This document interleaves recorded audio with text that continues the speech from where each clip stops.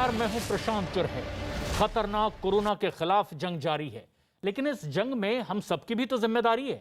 और जिम्मेदारी ये कि हम कोविड एप्रोप्रिएट बिहेवियर अपनाएं, यानी कि कोरोना नियमों का पालन करें, फिजिकल डिस्टेंसिंग बनाकर रखें, बार बार हाथ साफ करें और सबसे ज्यादा जरूरी है ये मास्क लगाना ना भूलें। न्यूज 18 ने तो इसके लिए एक मुहिम भी शुरू की है, #मास्क पहनो इंडिया। ये मास्क हम तब तक ना उतारें जब तक ये तय ना कर लें कि हम लोगों से बिल्कुल अलग हैं, सुरक्षित हैं, जैसे हम इस वक्त स्टूडियो में मौजूद हैं। क्योंकि कोरोना के खिलाफ लड़ाई में इस वक्त ये मास्क ही हमारा सबका सबसे बड़ा हथियार है।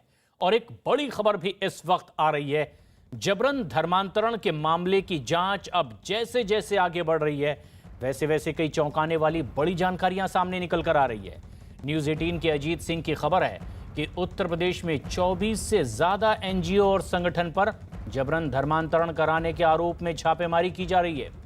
आतंकी संगठन जैश-ए-मोहम्मद का नाम इस मामले से जुड़ने के बाद अब इस पूरे मामले की जांच के लिए यूपी सरकार ने एटीएस के साथ साथ एसटीएफ को भी लगा दिया है, यानी कि एंटी टेररिज्म स्क्वाड के साथ अब स्पेशल टास्क फोर्स भी इस पूरे मामले में जांच में जुट चुकी है, जो कि देश के 24 राज्यों में उमर गौतम के रैकेट की तलाश में जुटी हुई है। उमर गौतम वही आरोपी जिस पर धर्मांतरण कराने का आरोप लगा है, निशाने पर कई दिव्यांग बच्चे रहे।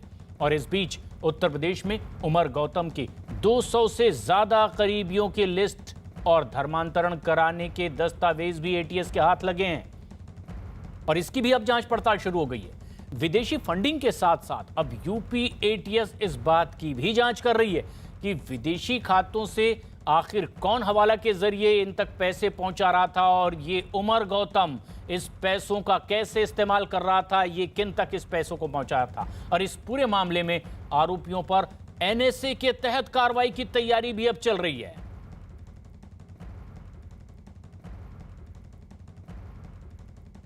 राजीव सिंह हमारे सहयोगी हमसे सीधे जुड़ रहे हैं। राजीव, अब इन एजुकेशन इंस्टीट्यूट्स के अलावा कौन कौन से ऐसे और लोग हैं जिन पर शिकंजा कस सकता है प्राथमिक जांच पड़ताल के बाद?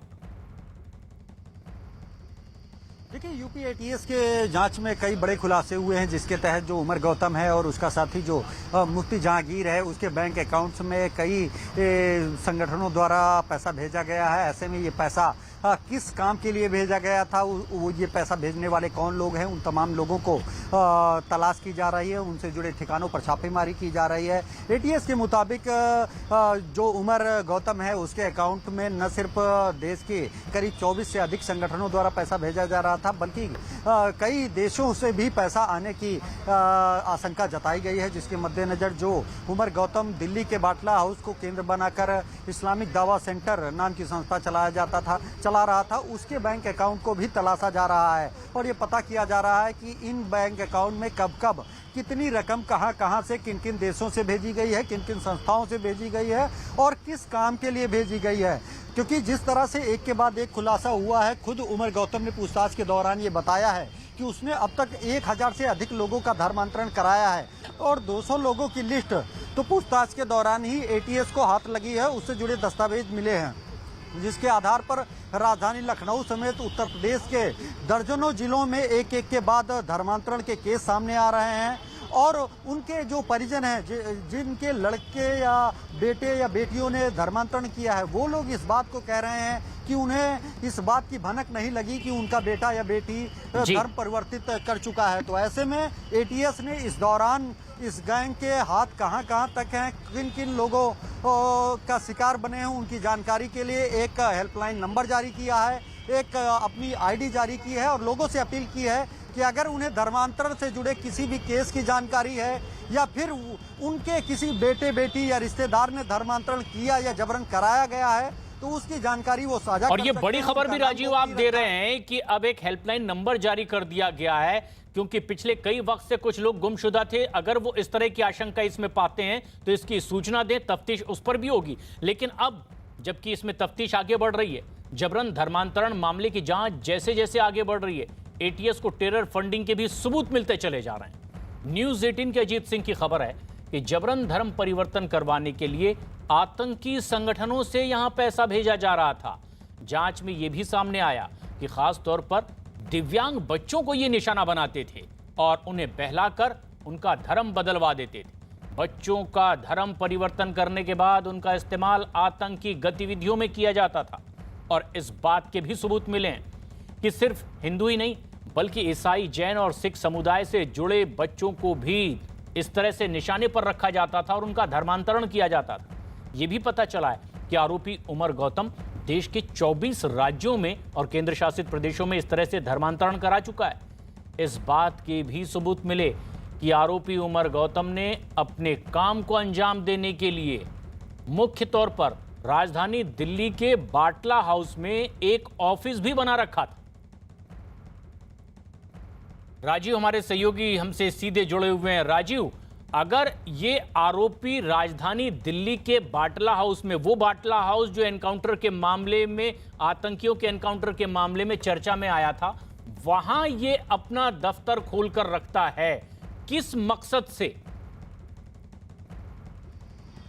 देखिए, जो एटीएस की पूछताछ में सामने आया है उसमें उमर अब्दुल्ला ने बताया है कि जो ये धर्मांतरण का कार्य था इसके लिए उसने बाटला हाउस को केंद्र बनाया था। और जैसा कि आपने कहा कि इस बाटला हाउस का जो संबंध है एनकाउंटर से भी रहा है, जिसमें आजमगढ़ से भी कनेक्शन जुड़ा रहा है और इस धर्मांतरण में भी आजमगढ़ का कनेक्शन सामने आया है। कई ऐसे धर्मांतरण के केस हैं जो आजमगढ़ के मूलतः रहने वाले हैं, वहाँ के लोगों ने धर्मांतरण किया है। ऐसे में अब ये एटीएस खंगालने की कोशिश कर रही है कि आखिर इस पूरे नेटवर्क में जो एक रैकेट चलाया जा रहा था पूरे देश में, बड़े स्तर पर सैकड़ों लोगों को धर्मांतरित किया जा रहा था, उनके पीछे कौन कौन से लोग हैं? क्या ये रैकेट सिर्फ इन्हीं दो के जरिए चलाया जा रहा था या फिर इसमें कई ऐसे लोग हैं जो सफ़ेद पोश हैं या फिर बड़े संस्थानों में बैठे हैं, बड़े संस्थानों के लोग हैं? तो उन लोगों की भी तलाश के लिए लगातार पूछताछ जारी है और एक के बाद एक जो पूछताछ में तथ्य सामने आ रहे हैं उन तथ्यों के आधार पर संबंधित स्थान पर छापेमारी की जा रही है, वहां से दस्तावेज कलेक्ट किए जा रहे हैं और ये साक्ष्य जुटाने की कोशिश की जा रही है कि जो धर्मांतरण हुआ है उस मामले में अवैध धर्मांतरण कराने वालों को पकड़ा जाए, उनके खिलाफ कड़ी कार्रवाई की जाए। और यही कारण है कि जो अब तक के खुलासे में पता चला है कि ये तार सिर्फ उत्तर प्रदेश या उत्तर प्रदेश के विभिन्न जिलों में ही नहीं बल्कि देश के 24 राज्यों और केंद्र शासित प्रदेशों से जुड़े हुए हैं। इन सभी प्रदेशों में एक बड़े स्तर पर युवाओं का धर्मांतरण कराया गया है। और सबसे बड़ी बात प्रशांत ये है कि जो ये धर्मांतरण कराया गया है, अवैध धर्मांतरण, इसको एक सोची समझी साजिश के तहत अंजाम दिया जाता है। पहले आपका मोटिवेट किया जाता है, आपका ब्रेन वॉश किया जाता है, फिर आपको आर्थिक मदद दी जाती है और उसके बाद फिर आपको धर्म परिवर्तित कराया जाता है। तो इसमें आखिर ये पैसा कहाँ से आ रहा है, कौन लोग हैं जो फंडिंग कर रहे हैं? इस जांच की जब एटीएस ने पड़ताल की तो उसमें ये खुलासा हुआ कि कुछ ऐसे भी संगठन हैं जो राष्ट्र विरोधी गतिविधियों में शामिल रहे हैं, उनके जरिए भी पैसा भेजा गया है। तो कहीं ना कहीं जो राष्ट्र विरोधी संगठनों द्वारा भेजा गया पैसा वो धर्मांतरण के रूप में काम में उसको लगाया जा रहा था। इन चीजों की तस्दीक की जा रही है और ये पड़ताल लगातार आगे बढ़ती चली जा रही है। लेकिन पड़ताल आगे बढ़ रही है तो एटीएस की इस जांच में धर्मांतरण के तार अब उत्तर प्रदेश के प्रयागराज से भी जुड़ते नजर आ रहे हैं। न्यूज़ 18 के अजीत सिंह की खबर है कि इस मामले की जांच में इलाहाबाद यूनिवर्सिटी के प्रोफेसर मोहम्मद शाहिद का भी नाम सामने आ गया है। आरोप यह है कि कानपुर की रहने वाली ऋचा का प्रोफेसर मोहम्मद शाहिद ने ही धर्मांतरण करवाया और उसके बाद ऋचा माहीन अली बन गई। यह भी पता चला कि पिछले साल इंडोनेशिया से आए तगलीबी जमात के लोगों को मस्जिद में ठहराने और उनकी जानकारी छिपाने के आरोप में यही प्रोफेसर मोहम्मद शाहिद जेल भी जा चुका है, जो फिलहाल जमानत पर बाहर है। राजीव हमारे सहयोगी हमारे साथ बने हुए हैं। राजीव, ये मोहम्मद शाहिद जो प्रोफेसर है, अब इसका किस तरह से पूरा कनेक्शन सामने आया और प्राथमिक जांच पड़ताल में क्या पता चल पाया? धर्मांतरण के काम में ये किस तरह शामिल?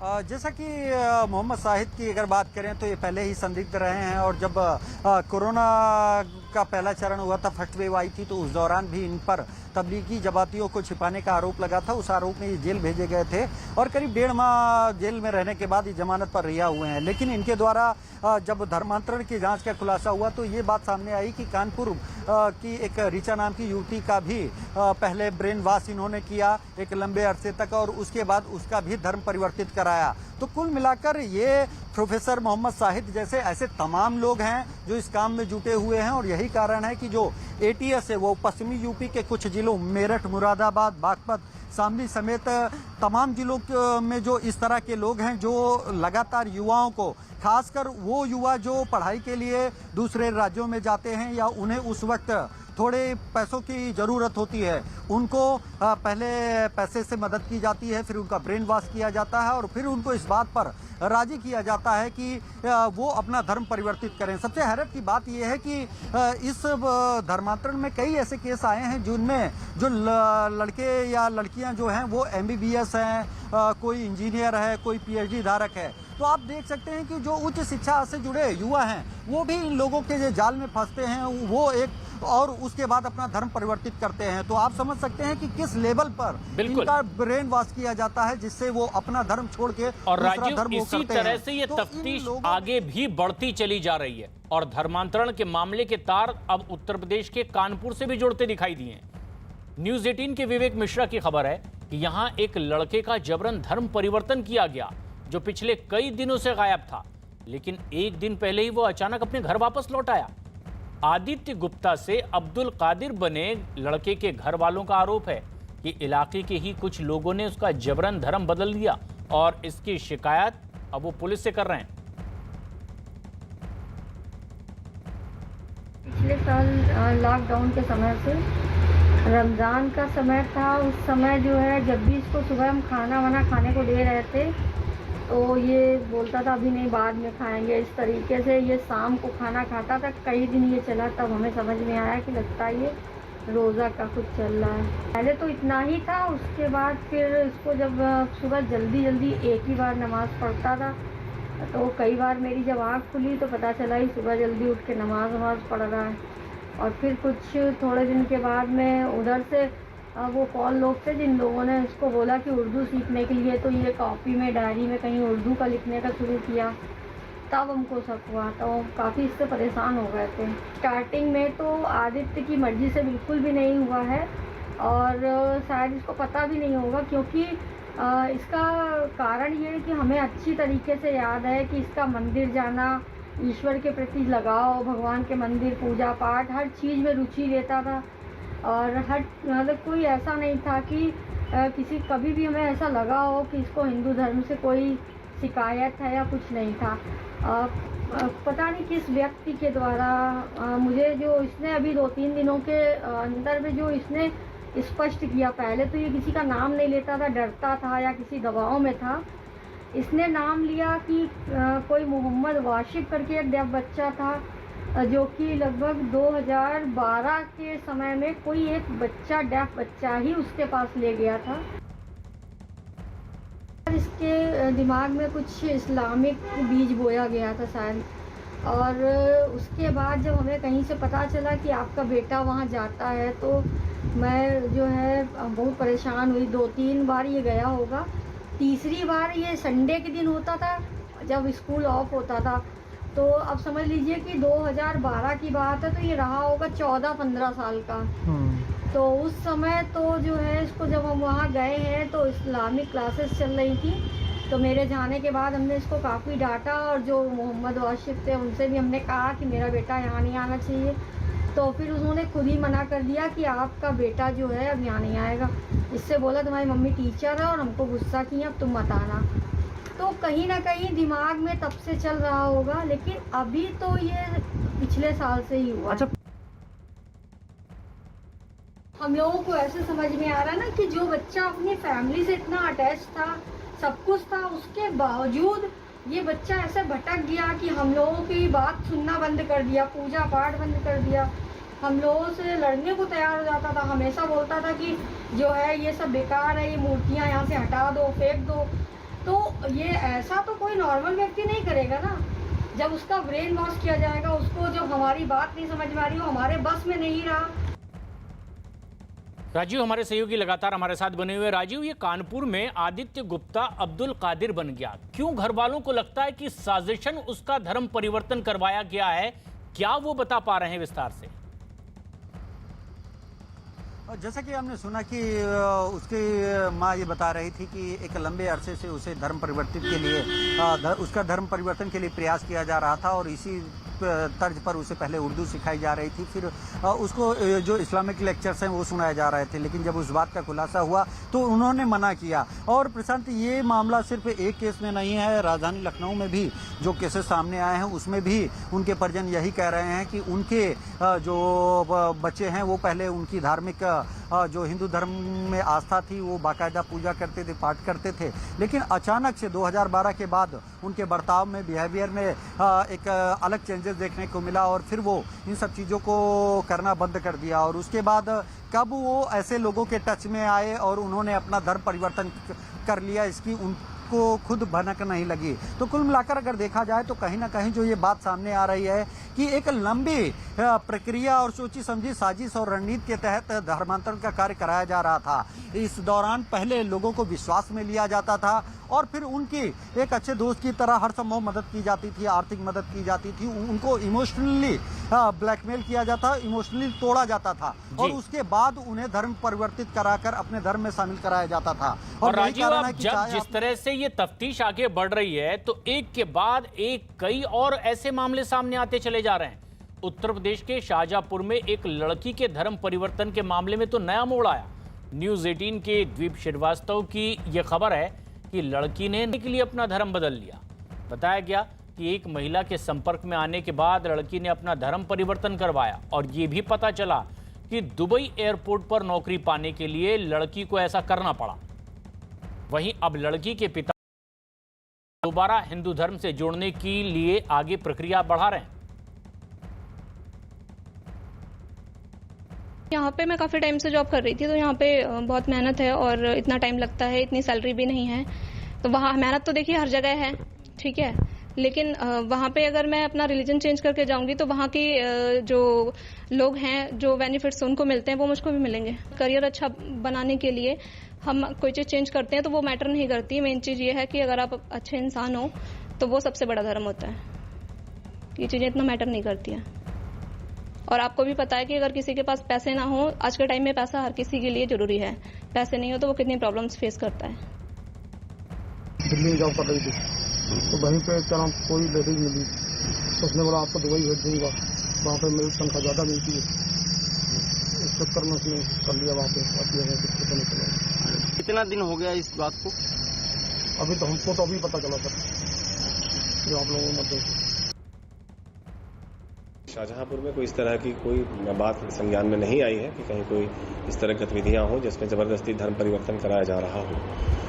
जहां तक अभी हाल में कुछ चैनल्स पे कुछ खबरें प्रकाश आई थी कि उसमें एक तिलहर का एक प्रकरण है जिसमें उनके महिला के फादर से बात हुई है और उनके द्वारा ये बताया गया कि केवल नौकरी पाने के उद्देश्य से उसके द्वारा एक ऐसा प्रमाण पत्र बनवा लिया गया था जिसको वो सरेंडर भी कर रही हैं। उल्लेखनीय है कि गत माह ही उस महिला का विवाह भी हुआ है और सजातीय व्यक्ति से ही, पुरुष से ही उसका विवाह हुआ है और इसमें कहीं कोई धर्म इत्यादि परिवर्तन की कोई बात नहीं है। राजीव, शाहजहांपुर से जो खबर सामने आई, जो आयशा बन गई धर्म बदलवा कर अपना, लेकिन वो ये कह रही है कि दुबई में नौकरी पाने के लिए उसने ऐसा किया है। उनके परिवार वाले ये कह रहे हैं कि उन्हें इस बारे में पहले कुछ नहीं पता था। ये ऐसे कैसे संभव हुआ और पिछले कितने दिनों की प्रक्रिया की ये बात सामने आ रही है? देखिए, हिंदुस्तान के कानून और संविधान के मुताबिक हर व्यक्ति को अपने धर्म, किसी भी धर्म में आस्था रखने और उसके पद्धति के अनुसार पूजा करने का अधिकार है। लेकिन आपने जैसा कि ये शाहजहांपुर वाला मामला देखा, ये एक अच्छा उदाहरण है कि किस तरह से धर्मांतरण और अवैध धर्मांतरण में अंतर किया जा सकता है। अगर आपने देखा कि खुद लड़की अपने बयान में कह रही है कि तो वो खुद से ये नहीं चाहती थी कि उसका धर्म परिवर्तन हो, लेकिन उसकी चाहत एक अच्छी नौकरी और अच्छा पैसा था और इसी मजबूरी के चलते उसने धर्म परिवर्तित किया, न कि उसकी शुरू से इच्छा थी या दूसरे धर्म में उसकी आस्था थी। ऐसे ही तमाम वो मामले सामने आए हैं जो खुलासा हुए हैं उनमें भी कहीं ना कहीं भय, लोभ, लालच या डरा कर धर्म परिवर्तन की बात सामने आई है, जो कि पूर्णतः अवैध है। और इसी को देखते हुए उत्तर प्रदेश में पहले ही योगी सरकार ने एक धर्म परिवर्तन को लेकर एक कड़ा कानून बनाया है, जिसके तहत अगर कोई अपनी इच्छा से, स्वेच्छा से धर्म परिवर्तन करना चाहता है तो वो कर सकता है। उसके लिए उसको संबंधित जिलाधिकारी के यहाँ 2 महीने पहले एक एप्लीकेशन देनी होगी और उसके बाद वो 2 महीने बाद अपना धर्म परिवर्तन कर सकता है। लेकिन इन तमाम मामलों में ऐसा नहीं किया गया, क्योंकि कहीं ना कहीं ये वो जरूरतमंद थे जिनको पैसों की जरूरत थी या जॉब की जरूरत थी, और इनकी मजबूरी का फायदा उठाकर उनको लालच, प्रलोभन देकर इनका धर्मांतरण किया गया। और यही कारण है कि जब ये खुलासा हुआ तो कुछ लोगों ने सवाल उठाया कि जब इतने बड़े स्तर पर धर्मांतरण हो रहा था तो पुलिस या जो जांच एजेंसियां हैं उनको भनक क्यों नहीं लगी।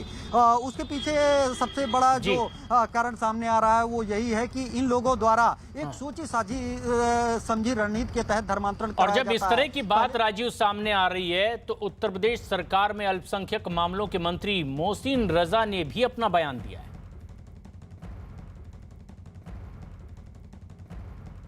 और ये बात तब बेहद अहम है जब खुद एक के बाद एक ऐसे मामले सामने आने के बाद उत्तर प्रदेश सरकार ने अब इसकी पूरी जांच पड़ताल आगे बढ़ा दी है और कहा है कि एनआईए के तहत कार्रवाई होगी उन पर जो इस तरह से अवैध धर्मांतरण करवाते रहे और जिनका आतंकी कनेक्शन रहा है, हवाला के जरिए जिन तक पैसे पहुंचते रहे हैं। अभी प्राथमिक जांच पड़ताल ही हुई है, लेकिन अब उत्तर प्रदेश के अल्पसंख्यक मामलों के मंत्री मोहसिन रजा इसे किस नजरिए से देख रहे हैं, ये भी आप सुने। साजिश है हमारे देश के खिलाफ, हमारे देश में एक माहौल ख़राब करने की, और ये साजिश उन लोगों के दौर में शुरू हुई थी जो लोग आज हाशिए पर पड़े हैं। इसमें कांग्रेस है, उत्तर प्रदेश में समाजवादी पार्टी की सरकार थी। इन सब के दौर में धर्मांतरण को लेकर इस तरह के लोग उगे थे, और जिसमें जाकिर नाइक भगोड़ा भागा हुआ है, उसको लाने के लिए एजेंसियां हमारी लगातार प्रयासरत हैं। और उत्तर प्रदेश में आदरणीय योगी जी के नेतृत्व की सरकार है। यहाँ पर साफ तौर पर हमने कह दिया कि इस तरह के कोई भी लोग बख्शे नहीं जाएंगे। राजीव, अब तो उत्तर प्रदेश के अल्पसंख्यक मामलों के मंत्री मोहसिन रजा कह रहे हैं कि ये तो देश के खिलाफ साजिश है। इसके प्राथमिक तौर पर क्या सबूत मिलते जा रहे हैं?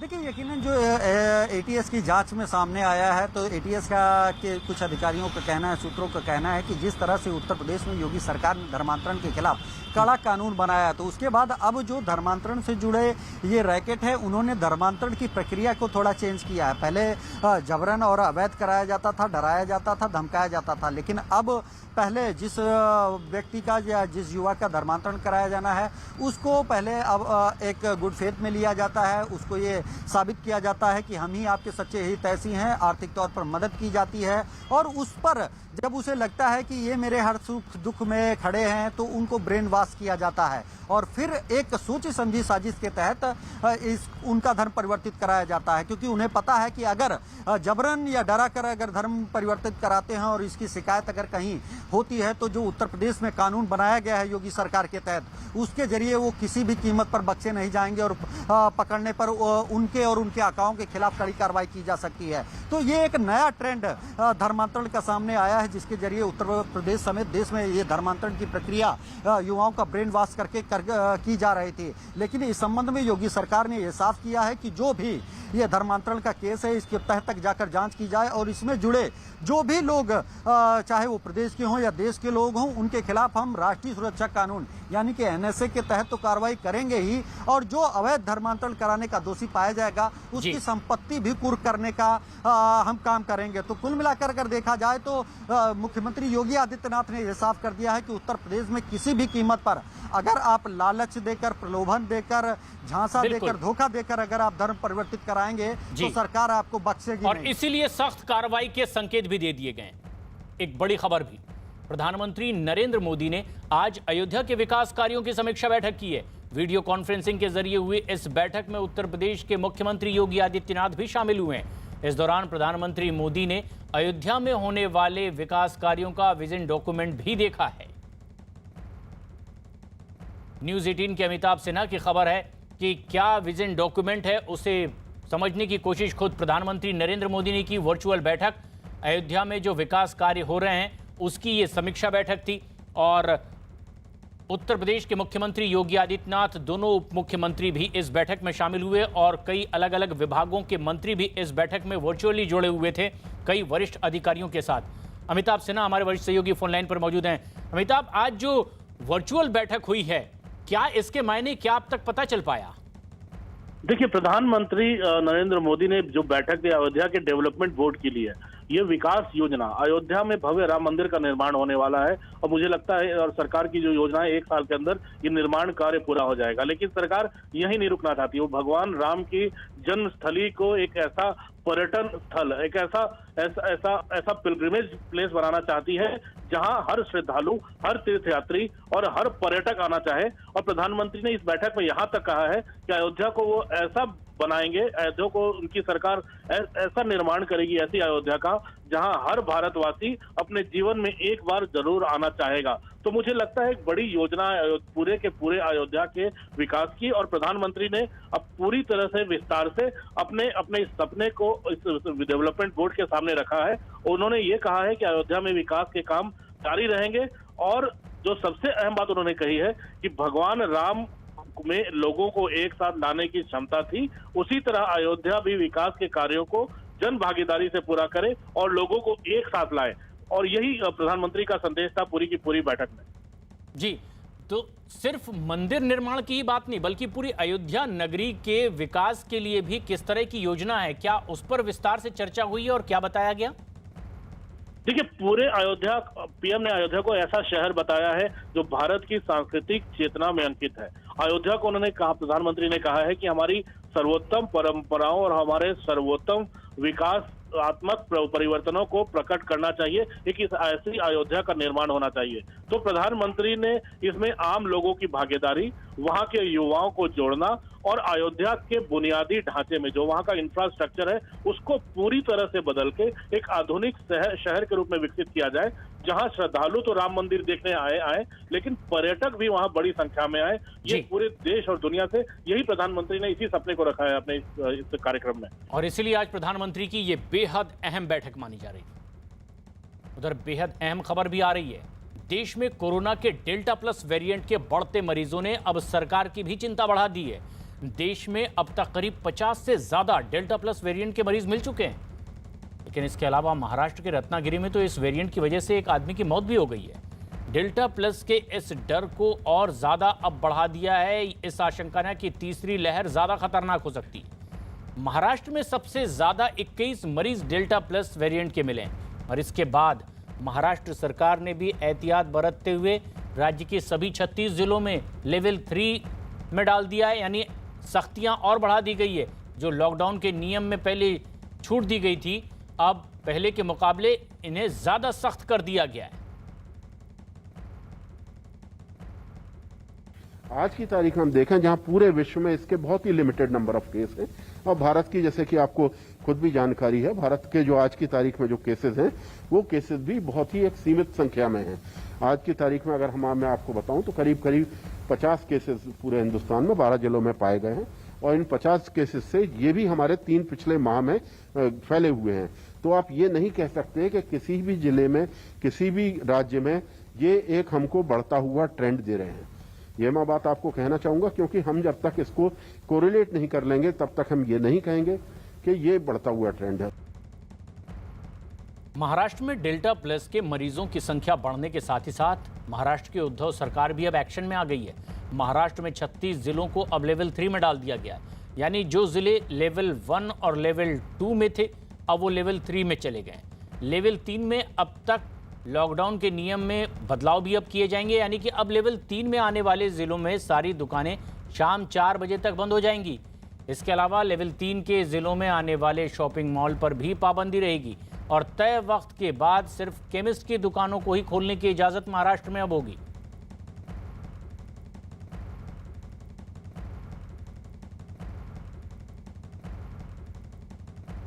महाराष्ट्र के तमाम 36 जिलों को अब लेवल 3 में डाल दिया गया, यानी कि जिन जिलों में कोरोना के मामले कम थे वहां कुछ राहत दी जा रही थी, अब वहां सख्तियां और बढ़ा दी जाएंगी।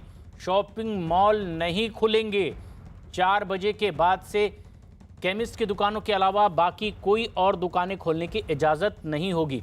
दादर में हमारे सहयोगी आशीष दीक्षित हैं, इस वक्त हमसे सीधे जुड़ रहे हैं। आशीष, अब अगर महाराष्ट्र के तमाम 36 जिलों को लेवल 3 में डाल दिया गया है, इसकी क्या मतलब महाराष्ट्र की जनता समझे? प्रशांत, आपको बताना चाहेंगे लेवल 3 में जाना मतलब जो पब्लिक ट्रांसपोर्ट है उसमें केवल जो सीटिंग कैपेसिटी है उतने ही लोगों को परमिट किया जाएगा। यही तस्वीर मैं आपको दिखा रहा हूं कि यहां पर दादर में जो बस है यहां पर बाकायदा चेक हो रहा है। यहां पर बस के जो कंडक्टर हैं वो दरवाजे पे खड़े हैं और केवल जो लोग बैठ सकते हैं बस में इतने ही लोगों को अलाउ किया जा रहा है। एक अच्छी तस्वीर है, भीड़ पब्लिक ट्रांसपोर्ट में नहीं करना है। लोकल ट्रेन हालांकि शुरू नहीं हुई है, केवल अत्यावश्यक सेवाओं में जो लोग आते हैं उन्हें ही लोकल ट्रेन में जाने की अनुमति है। इसीलिए बसेस या टैक्सीज जो हैं उनमें काफ़ी ज़्यादा भीड़ होती है। लेकिन दादर स्टेशन में बेस्ट की तरफ से ये जो मुहिम शुरू की गई है, यहाँ पर खड़े होकर जाने की अनुमति लोगों को नहीं दिख रही है। केवल जितनी सीट्स हैं उतने ही लोगों को बिठाया जा रहा है और ये एक अच्छी जो मुहिम है वो बेस्ट की तरफ से शुरू की गई है। साथ ही में आपको बताना चाहेंगे कि लेवल 3 में आने के बाद जो दुकानें हैं, जो केवल अत्यावश्यक दुकानें हैं या बाकी चीज़ों की दुकानें हैं, इन्हें केवल 4 बजे तक खुला रखा जाएगा। इसी के लिए शायद आज इन दुकानों में काफ़ी ज़्यादा भीड़ नज़र आ रही है और सख्तियां बढ़ा दी गई है। आशीष, हम देख भी रहे हैं और ये इसीलिए भी क्योंकि देश भर में डेल्टा प्लस के मरीज अब लगातार बढ़ते चले जा रहे हैं। देश के 12 राज्यों में कोरोना के डेल्टा वेरिएंट के करीब 50 से ज़्यादा मरीज मिल चुके हैं और इस लिस्ट में सबसे ज़्यादा 21 मरीज महाराष्ट्र से पाए गए हैं। इसके अलावा तमिलनाडु में 9, मध्य प्रदेश में 7 मरीज मिले हैं जिनमें डेल्टा वेरिएंट पाया गया है। केरल में 3 और पंजाब में और गुजरात में डेल्टा प्लस के 2-2 मरीज पाए गए हैं। इसके अलावा ओडिशा, राजस्थान, जम्मू और कर्नाटक में भी इसी वेरिएंट के 1-1 मरीज पाए गए हैं। जानकार मानते हैं कि तीसरी लहर आई तो ये डेल्टा वेरिएंट खतरनाक रूप ले सकता है। आशीष, क्या बता रहे हैं जानकार इस डेल्टा वेरिएंट के बारे में, जहां महाराष्ट्र में सबसे ज्यादा एहतियात बरती जा रही है? जी बिल्कुल, साफ तौर पर आपको बताना चाहेंगे प्रशांत, महाराष्ट्र में अकेले महाराष्ट्र में 21 केस कल तक थे, जिसके बाद मौत हुई है एक 80 साल के बुजुर्ग की। उसके बाद अभी भी फिलहाल महाराष्ट्र में 20 केसेस जो हैं वो है। अभी लगातार जो कोविड की टास्क फोर्स है उनकी महाराष्ट्र के जो आरोग्य मंत्री हैं, हेल्थ मिनिस्टर हैं राजेश टोपे और सीएम उद्धव ठाकरे के साथ लगातार उनकी बात चल रही है कि डेल्टा वेरिएंट को लेकर संशोधन चल रहा है। अभी भी कल जो न्यूज़ 18 से खास बातचीत की थी टास्क फोर्स के मेंबर डॉक्टर उदय कुलकर्णी ने, उन्होंने ये कहा था कि पानी के जरिए भी डेल्टा वेरिएंट जो है वो आपके शरीर में जा सकता है। कोरोना की तीसरी लहर बच्चों को काफ़ी ज़्यादा प्रभावित कर रही है। ऐसे में महाराष्ट्र को मेडिकली किस तरीके से तैयार होना है, बेड्स या हॉस्पिटल्स कितने और ज़्यादा बढ़ाने चाहिए, उनमें कौन कौन सी दवाइयाँ और चाहिए, इसे लेकर काफ़ी महत्वपूर्ण जो बैठक है मुख्यमंत्री के साथ वो आज या कल में होने वाली है। ये जानकारी हमें टास्क फोर्स के क्योंकि अब इस पर प्रभावी कदम उठाने की जरूरत भी है और कोरोना के डेल्टा वेरिएंट पर वैक्सीन दरअसल कितनी कारगर होगी अभी तक ये साफ नहीं हो पाया है और यही वजह है कि सरकार की चिंता बढ़ी हुई है। स्वास्थ्य मंत्रालय के मुताबिक डेल्टा प्लस पर वैक्सीन का असर जानने के लिए और ज्यादा डेटा की आगे भविष्य में जरूरत होगी। We are doing the same test that we have done for alpha, beta, gamma and delta, looking at the laboratory test to check the vaccine effect. And this is ongoing and we should have these results in about 7 to 10 days time, whether the vaccine is working against the delta plus. This will be first results in the world. It's not available yet anywhere. Corona के delta plus variant के मरीजों की बढ़ती संख्या को देखते हुए अब केंद्र सरकार ने प्रभावित राज्यों को चिट्ठी लिख करके अहम निर्देश भी दिए हैं। केंद्र सरकार ने आंध्र प्रदेश, गुजरात, हरियाणा, जम्मू कश्मीर और तमिलनाडु समेत 8 राज्यों को ये चिट्ठी लिखी है और डेल्टा प्लस की रोकथाम को लेकर तुरंत कदम उठाने के निर्देश केंद्र की ओर से राज्यों को दिए गए। केंद्र सरकार की तरफ से राज्यों को कहा गया है कि भीड़ भाड़ वाले इलाकों में सख्ती बरती जाए, साथ ही साथ लोगों का आपस में मिलने जुलने पर भी रोक लगाई जाए। इसके अलावा बड़े स्तर पर टेस्टिंग और तत्काल ट्रेसिंग पर प्राथमिकता के आधार पर वैक्सीनेशन को और तेज किया जाए। आशीष हमारे सहयोगी हमारे साथ बने हुए हैं। आशीष, अब जबकि डेल्टा प्लस का खतरा मंडराता चला जा रहा है, महाराष्ट्र में तो लगभग आधे के आसपास ये केस भी देखे जा रहे हैं, क्या और एहतियात बरती जा रही है इसके लिए? जी, सबसे पहले बताना चाहेंगे कि उद्धव सरकार ने एक अहम फैसला लिया है कि अब सभी जो ज़िले हैं, जो 36 ज़िले हैं महाराष्ट्र के, उन्हें लेवल 3 में रखा जाएगा। लोगों की भीड़ ना हो और कोरोना के जो नियम हैं, जो गाइडलाइंस हैं, उनका पालन किया जाए। ये सरकार की प्रायोरिटी है। प्रशासन की तरफ से भी एहतियातन कदम जो है वो उठने शुरू हो चुके हैं। जैसे कि हम देख सकते थे कि यहाँ दादर स्टेशन पर जहाँ भीड़ होती है वहाँ पर बीएमसी के मार्शल्स आके बाकायदा लोगों का मास्क चेक कर रहे थे। साथ ही में लोगों की भीड़ ना हो इसके लिए यहाँ पर पुलिस की टीम भी मौजूद है, लेकिन बावजूद इसके लोग काफ़ी ज़्यादा लापरवाह होते हुए नज़र आ रहे हैं। लोगों को ये लग रहा है कि दूसरी लहर ख़त्म हो गई, कोरोना ख़त्म हो गया, जिसके चलते लोग नियमों का पालन नहीं कर रहे हैं और ये सरकार के लिए एक बहुत बड़ी मुसीबत बनकर उभर रही है। प्रशांत जी, और ऐसे में जबकि अब डेल्टा प्लस वेरिएंट का खतरा बढ़ते चले जा रहा है, इस बीच गर्भवती महिलाओं के वैक्सीनेशन के बारे में आईसीएमआर के महानिदेशक ने आधिकारिक तौर पर बयान दिया है। Pregnancy, the Ministry of Health has given this guideline that they can be given, the vaccine can be given. We have also demonstrated from the ICMR, from the Preg-COVID registry, that vaccination is useful in pregnant and it should be given. वहीं हरियाणा में भी delta plus variant का एक मामला सामने आया है। Delta plus का ये मामला हरियाणा के फरीदाबाद में मिला है और इसके बाद हरियाणा सरकार ने एहतियाती कदम उठाने के निर्देश भी दे दिए हैं।